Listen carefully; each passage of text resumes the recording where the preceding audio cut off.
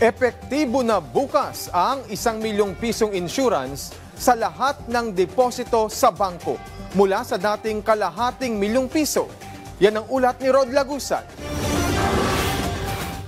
Para sa mga depositor sa bangko, lalaki na ang sakop ng insurance sa inyong mga deposit. Dahil simula bukas, nasa 1 milyong piso na ang Maximum Deposit Insurance Coverage o MDIC sa bawat depositor sa bawat bangko ayon sa Philippine Deposit Insurance Corporation o PDIC. Doble ito kumpara sa kasalukuyang 500,000 pesos na MDIC kung saan huling nagkaroon ng pagtaas nito ay noong pang 2009 o nasa 16 na taon na ang nakararaan. Kasama rito ang savings, time at demand deposits, kabilang na ang foreign currency deposits sa Pilipinas. Ayon sa PDIC, makakatulong ito para tumaas ang kumpiyansa ng publiko sa banking system at maengganyo na mag-deposit ng pera sa bangko.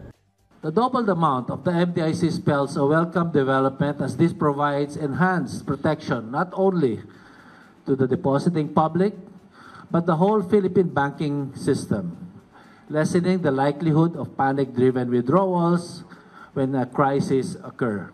Ayon kay Tan, makakatulong ito sa financial stability at pagpapalakas pa ng ekonomiya. Kumpara nung mga nakaraang taon, ang Board of Directors ng PDIC ngayon ay may kakayahan ng mag-adjust ng deposit coverage, kung saan bawat 3 taon ay sasailalim ito sa review at mag-a-adjust kung kinakailangan gaya nila ng epekto ng inflation at iba pa. Paliwanag pa ng PDIC, epekto lang ang insurance kapag ang isang bangko ay sinara ng Bangko Sentral ng Pilipinas. May payo naman ang ahensya sa publiko pagdating sa paglalagak ng pera sa bangko. For any depositor, you should choose your bank na you think your money will be well kept or maintained, no, managed. Kasama na rito anya ang nagbibigay ng mataas na interest rate at sobra-sobrang freebies na tila mahirap mabawi ng isang bangko, kaya kinakailangan maging maingat at maging mapanuri.